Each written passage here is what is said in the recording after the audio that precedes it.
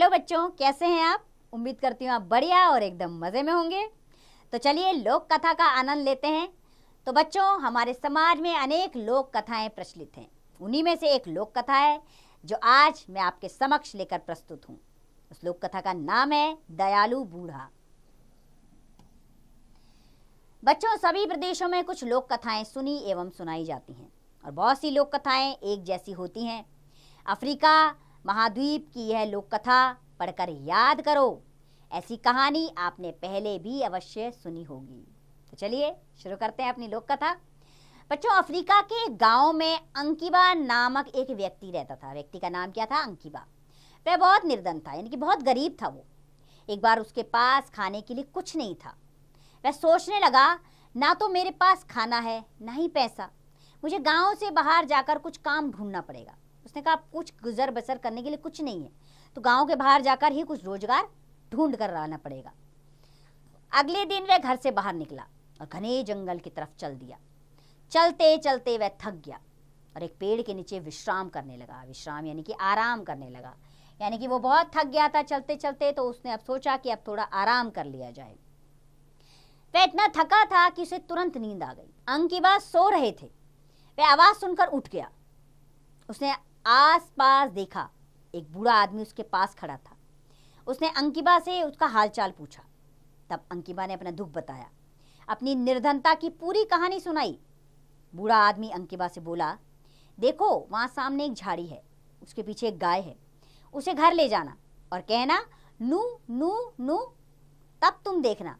अंकिबा गाय को घर ले आया और खुशी से रहने लगा। वह परिश्रम से जो कुछ कमाता गाय के साथ मिल बांट कर खाता। एक दिन उसने गाय के सामने खड़े होकर कहा, नू नू नू। झट से एक सोने का सिक्का गाय के मुंह से निकल जमीन पर गिरा। अंकिबा बहुत प्रसन्न हुआ।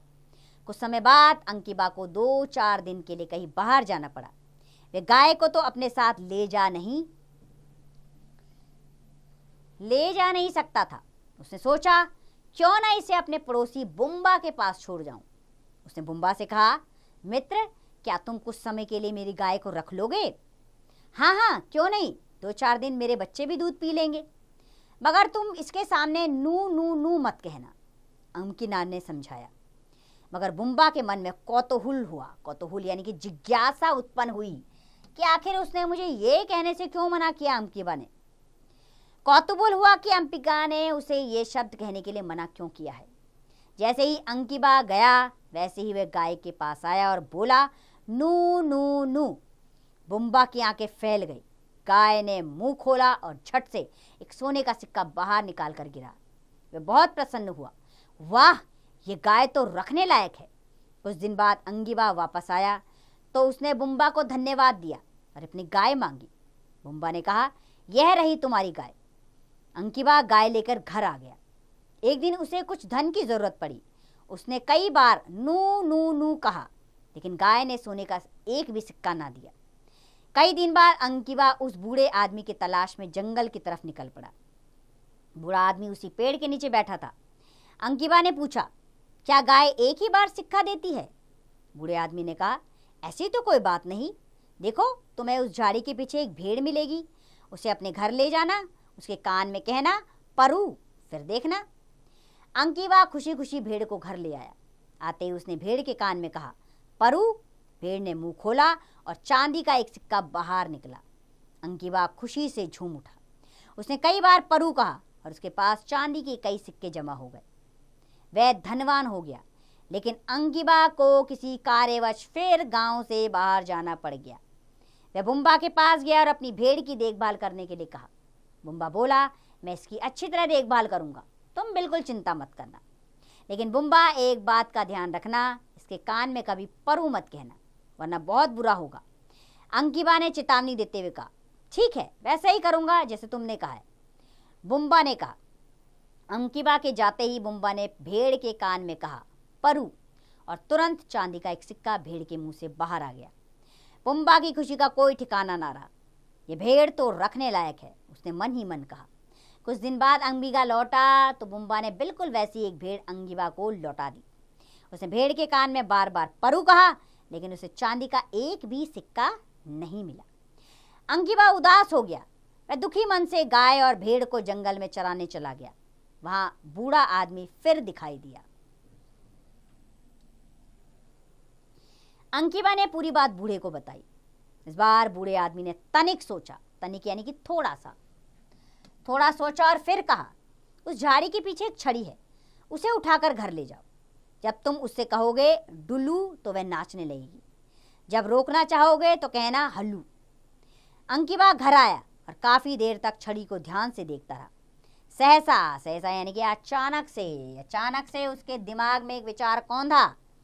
वह बुम्बा के घर गया और बोला, बुम्बा मेरे मित्र, मुझे फिर बाहर जाना है, क्या तुम मेरी छड़ी की देखरेख कर लोगे? हाँ, क्यों नहीं, पड़ोसी की काम नहीं आएगा तो और कौन आएगा? बुम्बा ने उसे विश्वास दिलाते हुए कहा, लेकिन एक बात का ध्यान रखना, भूलकर भी इसके सामने डुल्लू मत कहना, वरना मुसीबत आ जाएगी।